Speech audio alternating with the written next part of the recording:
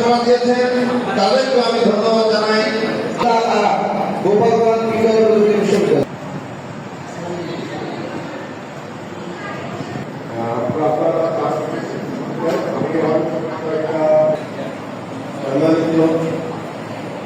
আজকে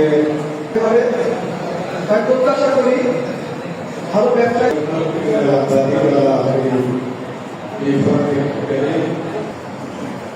এই তো 2 বছর হলো আমার রাজনীতি জীবন। এর আগে চেষ্টা করেছি। এরপর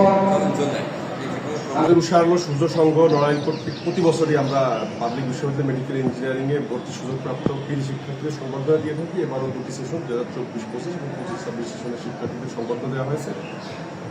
এবার হচ্ছে বুয়েট ঢাকা মেডিকেল থেকে শুরু করে একদম উচ্চভুক্ত বিশ্ববিদ্যালয় পর্যন্ত সর্বমোট আমরা 130 জন মেধাবী শিক্ষার্থীর সন্ধান পেয়েছি। তারা রেজিস্ট্রেশন করেছে এবং তাদেরকে সংবর্ধনা দেওয়া হয়েছে।